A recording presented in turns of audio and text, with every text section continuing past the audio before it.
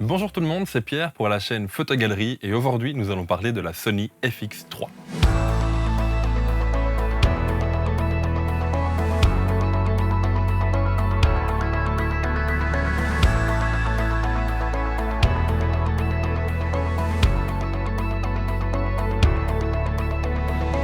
Dernière née de la gamme Cinema Line de Sony, la FX3 est la plus compacte des caméras. Pour un poids de 715 grammes sans poignée, vous trouvez une caméra équipée d'un capteur plein format stabilisé, offrant des caractéristiques vidéo très complètes. De la 4K 50p jusqu'en 600 Mbps par seconde, une sortie HDMI en 16 bits, du ralenti en 4K 120 images secondes ou en Full HD 240 images secondes, des profils S-Log mais également du S-Cinetone, un autofocus ultra rapide, cette FX3 en a dans le ventre.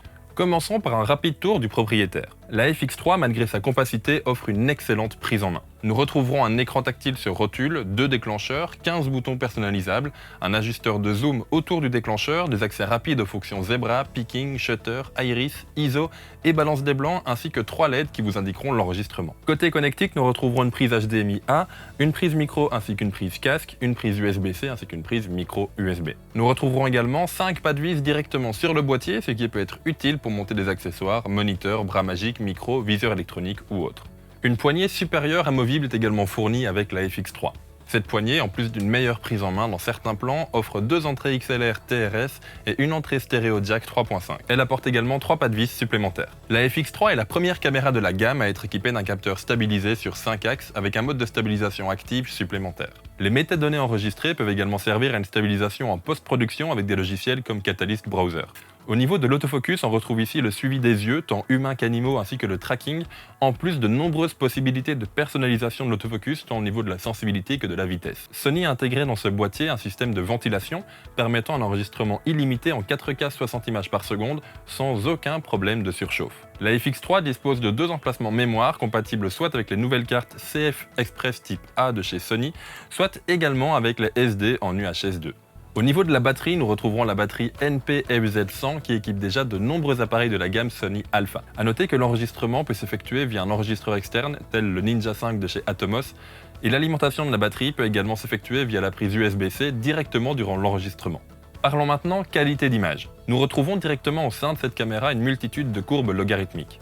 Du HLG pour du traitement HDR, du S-Log 2 et 3 permettant une montée de la dynamique jusqu'à 15 stops, mais également le nouveau profil S-Cinetone qui est plutôt voué à une post-production et une diffusion plutôt rapide.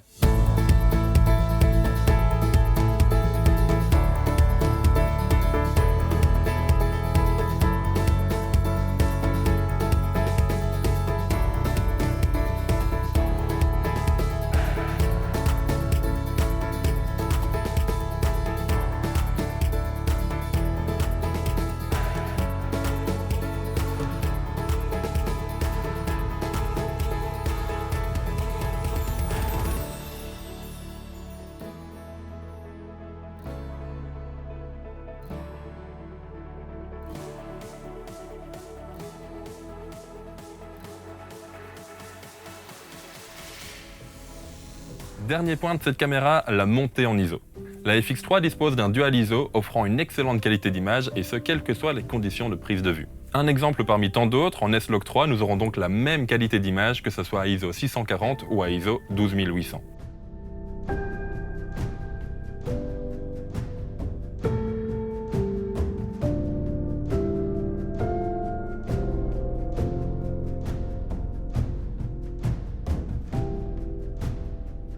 Une excellente prise en main, un autofocus ultra rapide, une superbe montée en ISO, des connectiques très variées et un capteur stabilisé, la Sony FX3 sera l'idéal pour un vidéaste travaillant en solo. Retrouvez sa fiche technique complète et de plus amples informations sur le site photogalerie.com ou directement en description de cette vidéo. C'est fini pour moi aujourd'hui, mais avant de partir, n'hésitez pas à vous abonner à la chaîne Photogalerie de façon à être tenu au courant des nouvelles sorties de vidéos. C'était Pierre pour la chaîne Photogalerie. Ciao tout le monde!